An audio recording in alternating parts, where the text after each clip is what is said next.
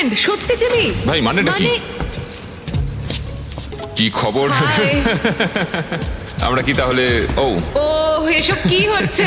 এটা তোমাদের কাছে আগামী 30 দিনের জন্য একটা মিষ্টি বাড়ি। এটা হলো কিচেন, তোমরা আড্ডা দিতে পারো, ওয়ার্কআউটও করতে পারো, তোমাদের আলাদা বিছানা আছে। আর একটা কোশ্চেন মার্ক ডোর, এটা নিয়ে পরে ভাববে। আর সব থেকে যেটা গুরুত্বপূর্ণ, তোমরা হয়তো ভাবছো যেহেতু তোমরা একে অপরের সাথে চেন দিয়ে বাঁধা, তাহলে বাথরুম যাবে কি করে? ও না, কেউ একজন বাথরুমে যাও। কি বলছো? স্নান করার সময়ও এটা পরবো?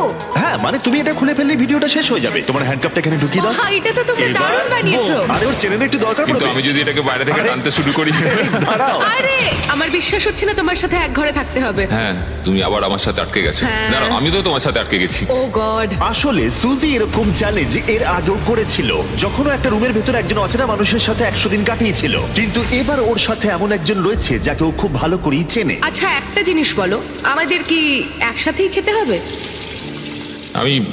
আমি জানি না।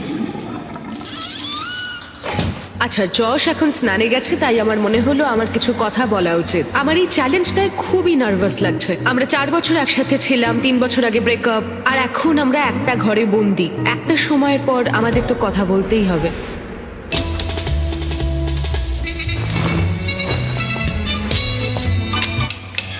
আরে আরে এটা কি করছো? সরি। ঘুমটা তো ভাঙিয়ে দিলে, এবার জেলেই রাখো।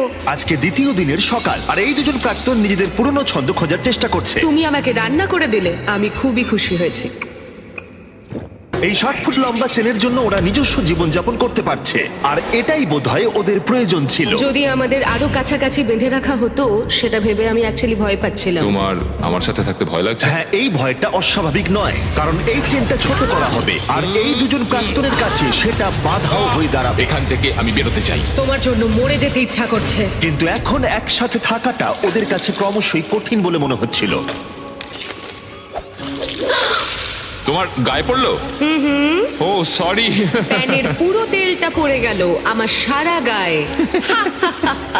সরি। তোমার জন্য আবার আমাকে স্নান করতে হবে। মজাটা হচ্ছে যে আমি ওকে ইচ্ছা করে বিরক্ত করছি। ও এটাই ডিজার্ভ করে। ও আমার সাথে ব্রেকআপ করেছিল। আমার মনে হয় আমাদের নিজেদের সমস্যাগুলো ঠিক করে নেওয়া উচিত। হ্যাঁ, আমারও মনে হচ্ছে আমাদের দুজনকে একটু মানিয়ে চলতে হবে, না হলে সমস্যা হবে।